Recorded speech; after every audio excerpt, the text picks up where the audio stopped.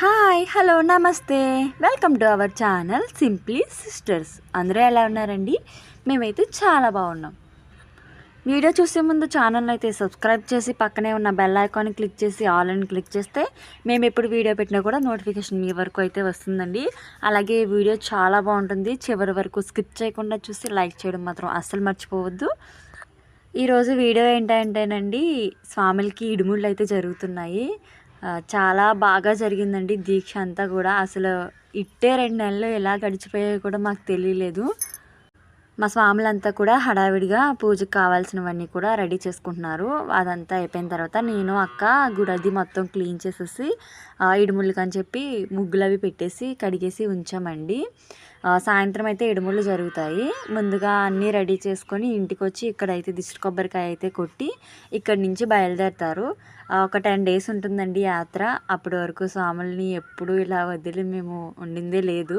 First time అండి ఇద్దరు ఇలా వెళ్ళిపోవడం. ఒక పక్క భయంగా ఉన్న ఒక పక్క మనసుకైతే చాలా హ్యాపీగా అనిపిస్తుందండి. ఎందుకంటే ఇద్దరు మాల వేసి దీక్ష ఇంత బాగా జరిగి అయ్యప్ప స్వామిని దర్శించుకోవడం చాలా బాగా అనిపిస్తుంది. మేమైతే కావాల్సినవన్నీ కూడా స్వాములకైతే ప్యాక్ చేసేసామండి. బట్టలు అలాగే వాళ్ళు తినడానికి ఇంట్లో జంతికలు అవి చేసాం కదండి, అవన్నీ పెట్టేసి ఉంచాము. స్వాములు వచ్చేలోపు ఇంటి దగ్గర కూడా అంతా క్లీన్గా పెట్టేసి బ్యాగ్స్ ప్యాక్ చేసి ఉంచేసామండి.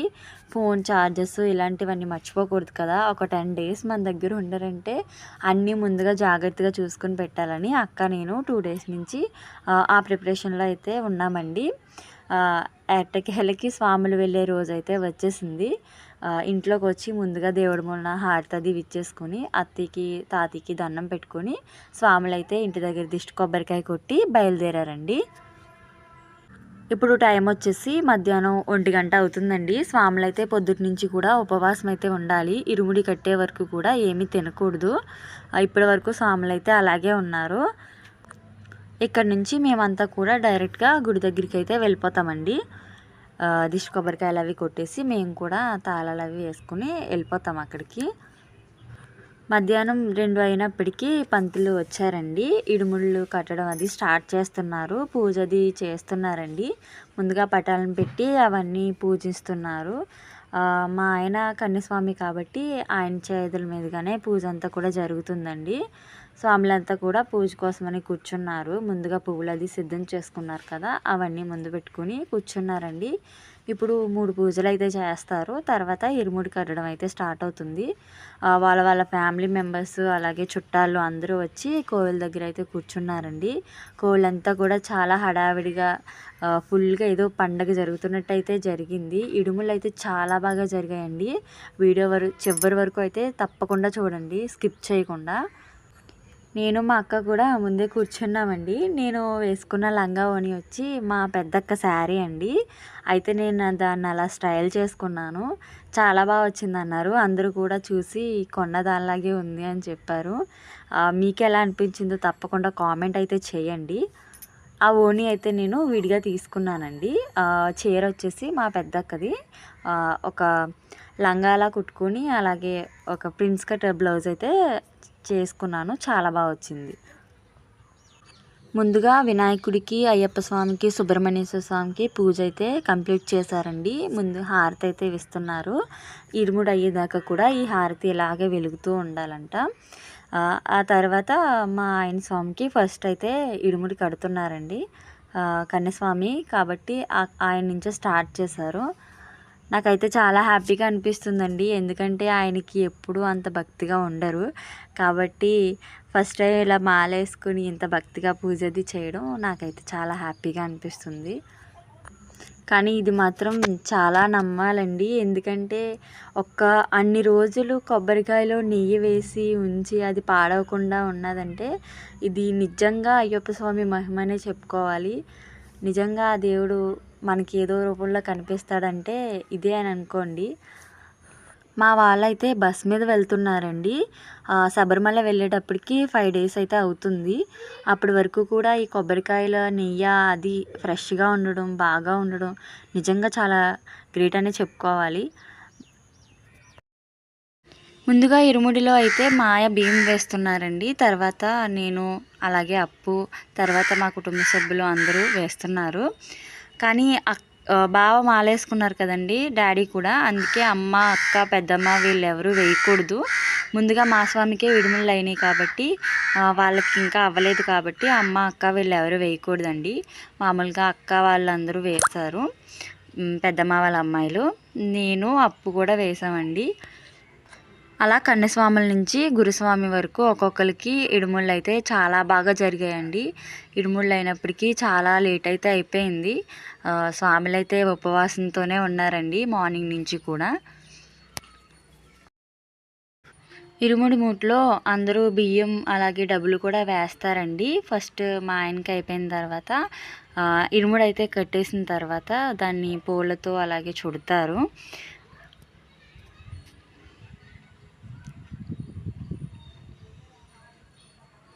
అందరూ ఒక్కొక్కరుగా వేస్తున్నారండి. మా గోపి, కీర్తి, హారిక, మా అక్క వాళ్ళంతా కూడా వేస్తున్నారు. ఎక్కువ పోసేకూడదు, ఎందుకంటే అది పట్టుకునే నడాలి కాబట్టి బరువు తక్కువ ఉండాలని చెప్పి కొంచెం కొంచెం అయితే పోయిస్తున్నారండి.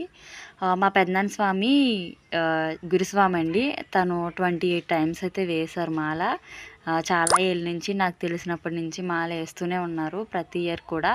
కరోనా రావడం వల్ల ఒక 4 ఇయర్స్ అయితే వేయలేదండి. ఆయన చేతుల మీదుగానే అంతా జరుగుతుంది. ఒక్కొక్క స్వామికి కూడా ఇరుముడి కట్టించి అలా గుడి బయటకు అయితే తీసుకొస్తారండి.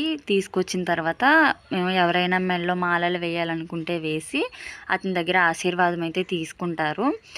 శరణ్ఘోష్ చెప్పుకుంటూ కూడా అలా గుడి దగ్గర నుంచి మళ్ళీ లోపలికి వచ్చి గర్భగుడిలో అయితే ఇరుముడులు అయితే దించుతారండి. ఎందుకంటే నైట్ 10కి బస్ స్టార్ట్ అవుతుంది. అప్పటి వరకు ఇరుముడులు అయితే ఈ గుడిలో అయితే ఉంచుతారు. ఒక పక్కకి పెడతారండి, అవి కాళ్ళు అవి తగలకుండా ఒక పక్కనైతే పెట్టారు, గర్భగుడిలో పెట్టారండి. ఉండే కొలది క్రౌడ్ కూడా ఎక్కువైపోయిందండి. ఒక్కొక్కరు చుట్టాలు అలా ఎవరో ఒకరు వస్తూనే ఉన్నారు. గుడి అంతా కూడా అస్సలు ఖాళీ లేదు. నిజంగా పండగ వాతావరణం లాగే ఉందండి. చూసారా ఎంతమంది ఉన్నారో. బయట కూడా ఉన్నారండి, ఇలాగే పిల్లలు కూడా ఆడుకుంటున్నారు. మా పిల్లలు కూడా ఇంకా ఉండలేక బయటకైతే వెళ్ళిపోయారండి. కొంచెం అయితే చీకటి పడుతుంది ఆ టైంకి. మా పిల్లలు చూపిస్తాను ఉండండి, బయట ఉన్నారు. వీళ్ళు యమునా వాళ్ళ పిల్లలండి. వేరు నుంచే పంతులు వచ్చారు, ఇరుముడి కట్టే పంతులు అయితే వచ్చారండి, వాళ్ళతో పాటు వచ్చారు. మా అప్పు కూడా ఇంకా బయటే కూర్చున్నాడు. వాడికి అస్సలు జనం ఉంటే నచ్చరు, అందుకే ప్రశాంతంగా ఒక పక్కగా అయితే కూర్చున్నాడండి.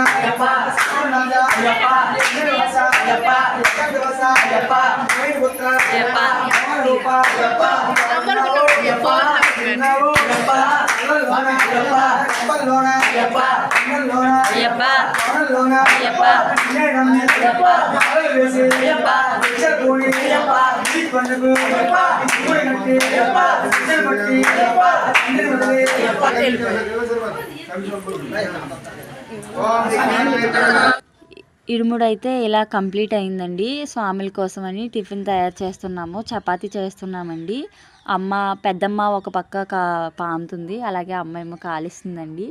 మేము స్వాములకి సెండ్ ఆఫ్ ఇవ్వడానికి అన్నీ చూసుకుంటున్నాము. ఇవి మా కోసం చేసుకున్నామండి. పులిహోర, కూర, బూర్లు చాలా ఉన్నాయి. బట్ ఏమీ తినబుద్ధి వేయట్లేదండి. స్వాములు వెళ్ళేదాకా కూడా మేము తినలేదు. ముందైతే పిల్లలకి పెట్టేస్తామండి. టైం అయితే అయిపోయింది, బస్ వచ్చే టైము. అందుకని చెప్పి స్వాములు ఇరుముడు ఎత్తుకుని ఆ కోవిల నుంచి బయటకు అయితే వచ్చేస్తున్నారు ఒక్కొక్కరుగా. టిఫిన్ కూడా పెట్టేశామండి. టిఫిన్ అయినప్పటికీ బస్సు అయితే రావడం జరిగింది. ఒక్కొక్క స్వామి కూడా బయటకైతే వస్తున్నారు. ఇక్కడ కూడా కొబ్బరికాయ కొట్టి బస్ దగ్గరికి అయితే బయలుదేరతారండి. అప్పటికే చాలా టైం అయిపోయింది. కాళ్ళు కూడా లాగేస్తున్నాయండి. మధ్యాహ్నం నుంచి అలా నుంచుని అయితే ఉన్నాము. కానీ చాలా సందడిగా ఉండేదండి గుడి దగ్గర. మార్నింగ్ 4కే స్వాముల పూజ అయితే స్టార్ట్ చేసేవారు. ఊర్లో కూడా చాలా బాగుండేది. స్వాముల మంత్రాలు అవి వినిపించి పూజది మైక్తో పొద్దున్నంతా కూడా అందరూ నిద్ర లేవడం చాలా బాగుండేదండి. ఒక్కసారిగా స్వాములంతా వెళ్ళిపోవడంతో కోవిల దగ్గర చాలా వెలితిగా అయితే అనిపిస్తుంది. సాయంత్రం కూడా భజన పాటలు 10 గంటల వరకు అలాగ వినిపిస్తూనే ఉండేయండి. మా ఇంటి వరకు కూడా వినిపిస్తూనే ఉండేవి. బట్ స్వాములందరూ వెళ్ళిపోవడంతో ఒక్కసారిగా కామ్ అయిపోయినట్టు అనిపించిందండి ఊరంతా కూడా. ఒక్కొక్కరిగా దిష్టికాయలు అయితే కొట్టేసి బయలుదేరిపోయారండి బస్ దగ్గరికి. వాళ్ళతో పాటు మేమంతా కూడా వెళ్ళామండి. ముందుగా ఆంజనేయ స్వామి కోవిల దగ్గరికి అయితే వచ్చాము. ఇది నేను ప్రీవియస్ వీడియోస్లో చూపించే ఉంటాను. అక్కడికైతే వెళ్ళి దండం పెట్టుకుని పరదేశం గుడి దగ్గర కూడా దండం పెట్టుకుని స్వాములు అయితే బయలుదేరారు. బస్సు అయితే వచ్చేసి ఉందండి, ఇప్పుడే వచ్చింది. జస్ట్ మా షాప్ దగ్గరే ఆగిందండి బస్సు. జాగ్రత్తగా పెదనాన్న స్వామి ఇడుముళ్ళు అలాగే లగేజ్ అంతా కూడా డిక్కీలో అయితే పెట్టేస్తున్నారండి. ఇది విజయనగరం నుంచి అయితే వచ్చింది బస్సు. ఇప్పుడు స్టార్ట్ అయితే మళ్ళీ రేపు తెల్లవారి ద్వారపూడి వెళ్తుందండి. అక్కడి నుంచి అయితే వీళ్ళకి ఒక్క యాత్ర స్టార్ట్ అవుతుంది. 24 యాత్రలు అయితే చేస్తారండి ఈ బస్సులో. క్షేమంగా మా స్వాములు వెళ్ళి క్షేమంగా తిరిగి రావాలని మాతో పాటు మీ అందరూ కూడా కోరుకుంటారని ఆశిస్తున్నాము. ఇదండి వాటి వీడియో. ఈ వీడియో కనుక మీకు నచ్చితే లైక్ చేయండి, షేర్ చేయండి, సబ్స్క్రైబ్ చేయడం మాత్రం అస్సలు మర్చిపోవద్దు. మరిన్ని మంచి వీడియోస్ కోసం మా ఛానల్ అయితే తప్పకుండా సబ్స్క్రైబ్ చేసుకోండి. మరొక మంచి వీడియోతో మళ్ళీ కలుస్తాను. ఉంటానండి. Thank you for watching. Bye.